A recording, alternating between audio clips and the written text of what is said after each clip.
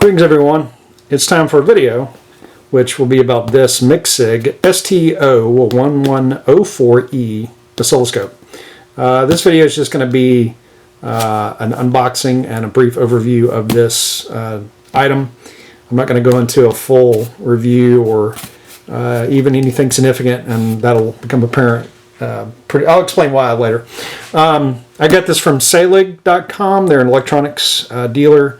I'll have a link in the description below. I'll talk a little bit more about that in a minute. So anyway, let's get to the unboxing. This is what you get.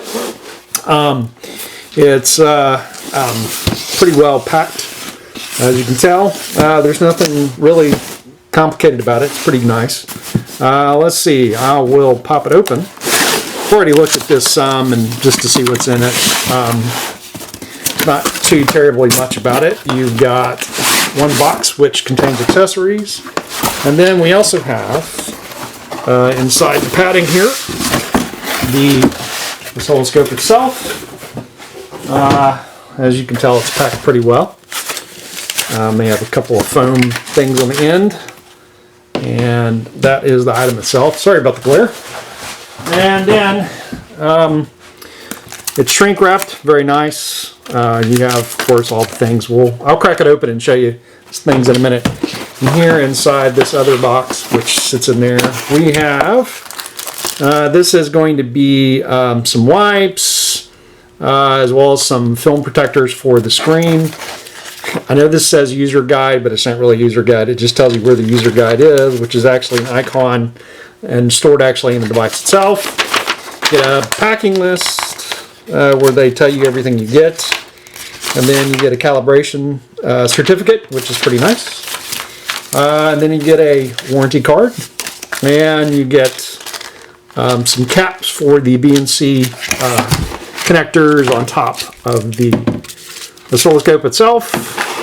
You also get these two envelopes. Each one of these contains two probes for the oscilloscope itself, and last thing you get power adapter and a power cable. That's pretty much it for what's in it. Pretty nice setup.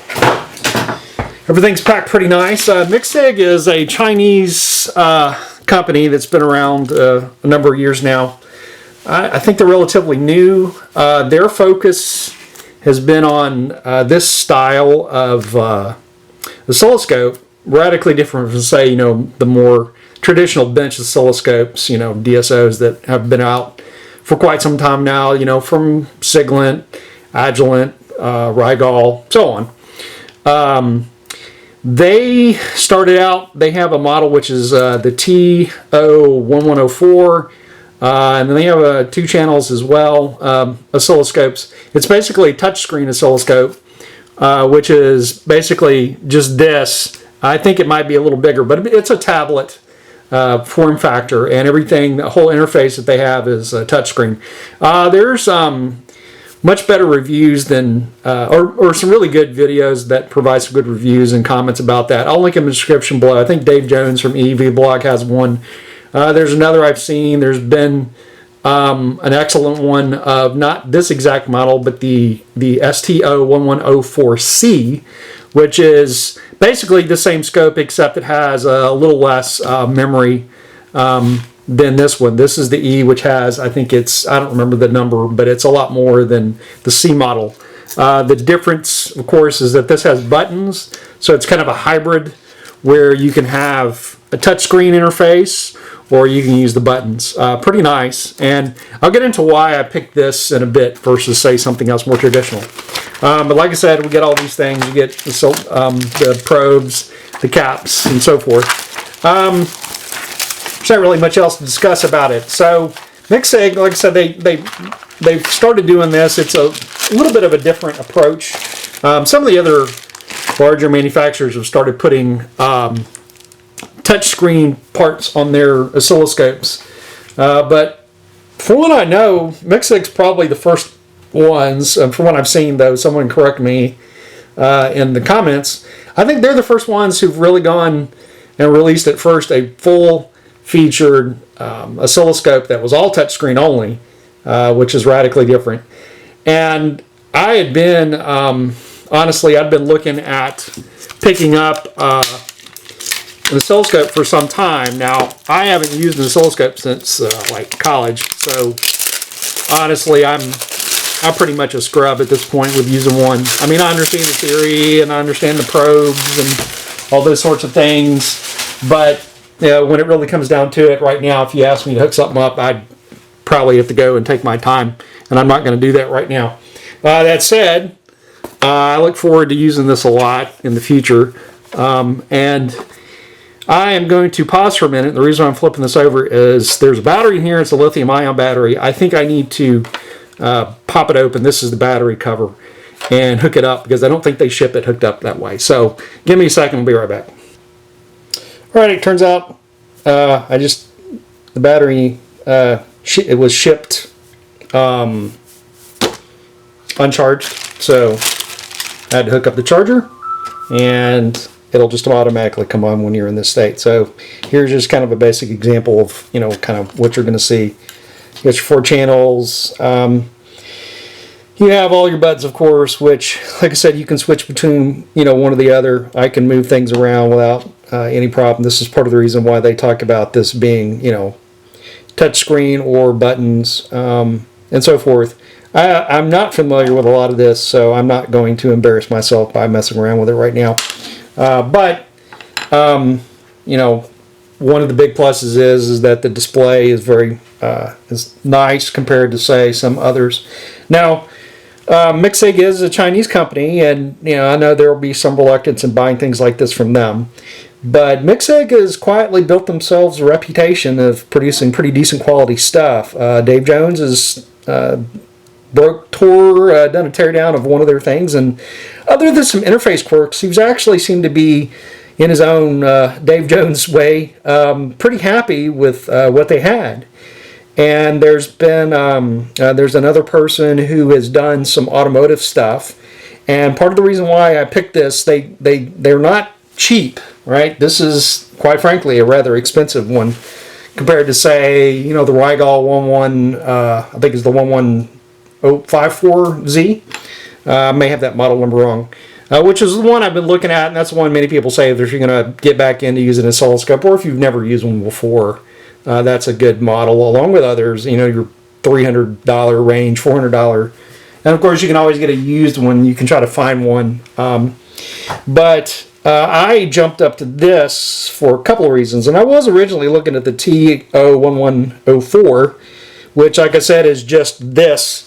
And partly because I like the idea of having a portable one. I also was intrigued by the touchscreen interface.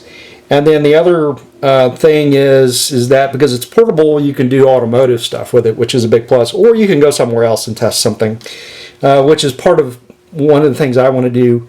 In fact, right now, I have something I could probably do in one of my cars where I'm getting, in my old car, I'm having an electronic issue that I think may be related to something to do with the signals not being set correctly.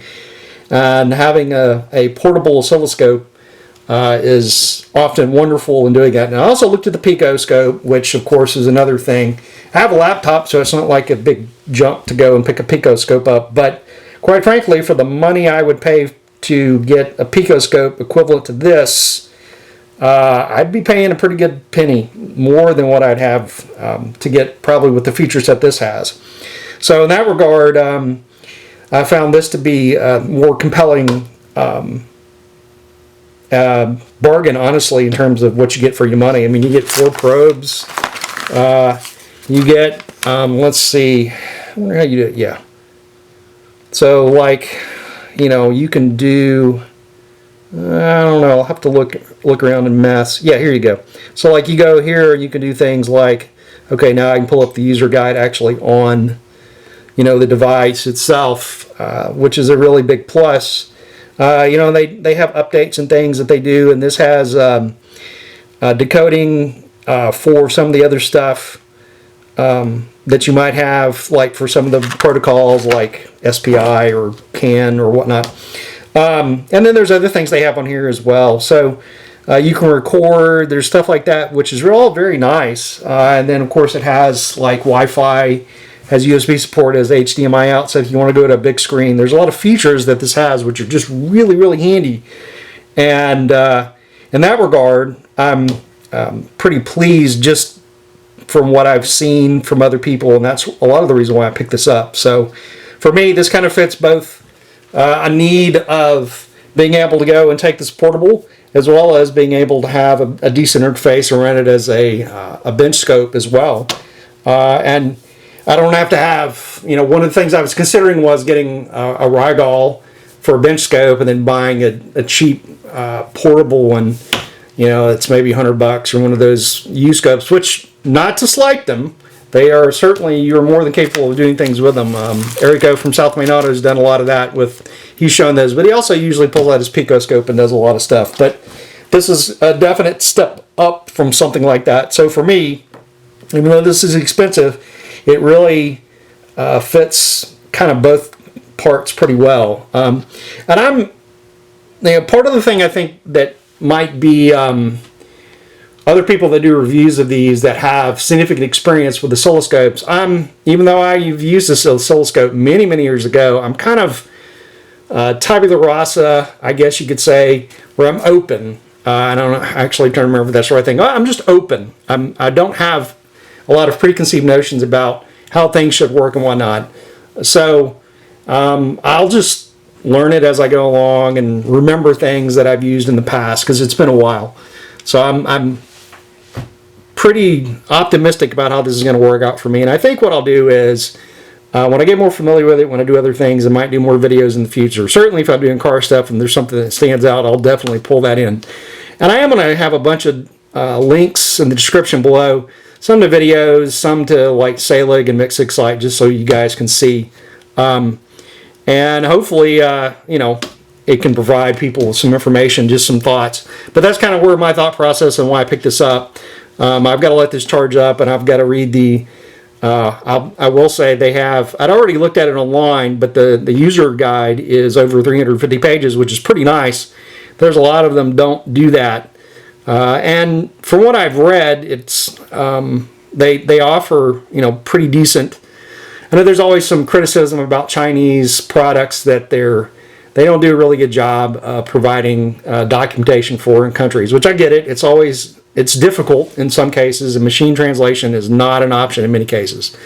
But they seem to have done, from what I can tell, a pretty good job with doing a more professional version of their documentation. So anyway, that's it for this video. I'm just kind of giving an overview and kind of my thought processes and just a brief highlight of what this is. And if I feel compelled and I get really knee deep in this, I may do another video down the road giving my more thoughts as I've used this and whatnot. So anyway, that's it for this video, and thanks for watching.